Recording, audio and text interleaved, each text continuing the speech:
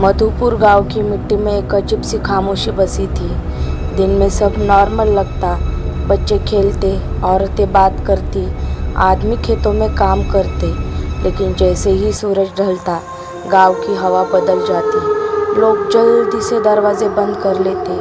कोई भी पीपल के पेड़ के पास नहीं जाता। वो पेड़ सिर्फ पेड़ नहीं था, वो एक राज था, पहरेदार था। कहते थे सालों पहले एक औरत को वहाँ जिंदा दफन किया गया था। तब से हर अमावस को उसकी रोने की आवाज़ आती थी। 3 बहनें उस गांव में रहती थी, काव्या, रितु और चंदा। बचपन से ये कहानी सुनती आई थी, लेकिन उनकी माँ की अचानक मौत ने उनके दिल में शक पैदा कर दिया था। मुझे लगता है माँ की मौत का सच इसी पेड़ से जुड़ा है। पर दीदी, सच और भी ज्यादा डरावना निकला तो डर से भागने के बजाय उसका गला पकड़ेंगे। एक रात तेज आंधी चल रही थी, बिजली चमक रही थी। तीनों ने आज सच जानने का फैसला किया। उनके कदम भारी थे, पर इरादे मजबूत। मुझे डर लग रहा है, ऐसा लग रहा है कोई हमें देख रहा है। हाँ, और वो चाहता है कि हम आगे बढ़े। तभी एक धीमी सी आवाज आई, वापस चले जाओ। चलते चलते ही चंदा का पैर एक मिट्टी के किसी चीज से टकराया। उसने निकाला माँ का चांदी का कंगना। उस पल हवा तेज हो गई। उनके सामने पुराना दृश्य उभर आया। माँ रो रही है, गांव वाले उसे दोषी बता रहे हैं। ये माँ का है, इसका मतलब उन्हें यही मुखिया ने माँ को झूठे इल्जाम में मारा था। दीदी, पेड़ के पत्तों से एक दर्द भरी चीख निकली। हवा बिल्कुल ठंडी हो गई। ऐसा लगा जैसे कोई उनके पीछे खड़ा हो। मुझे इंसाफ दिलाओ। तभी रितु ने रोते हुए कहा, माँ, हम वादा करते हैं।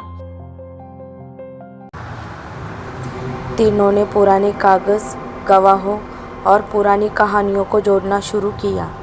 धीरे धीरे सच सामने आने लगा। मुखिया ने लोगों को डराकर माँ को बलि चढ़ाया था।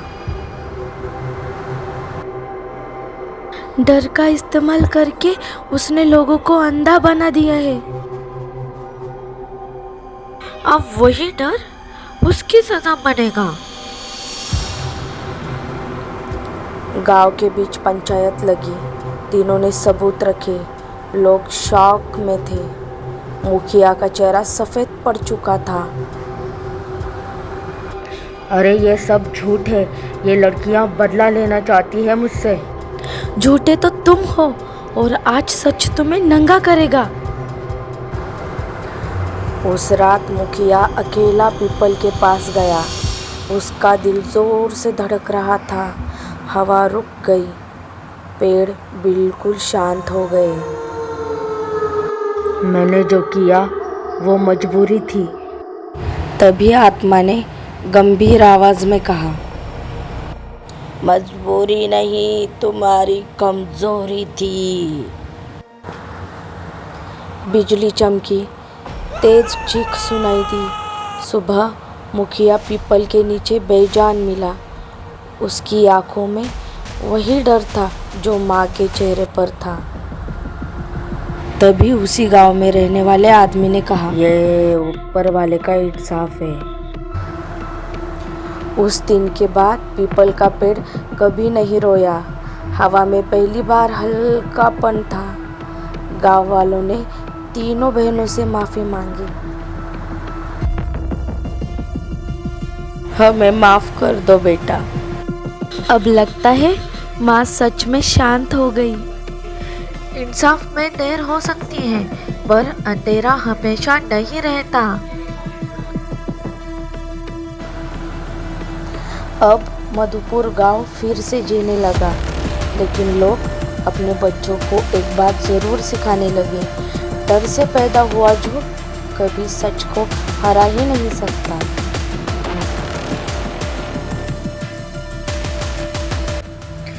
सच को जितना दबाओगे वो उतनी ही जोर से जमीन तोड़कर बाहर निकलेगा।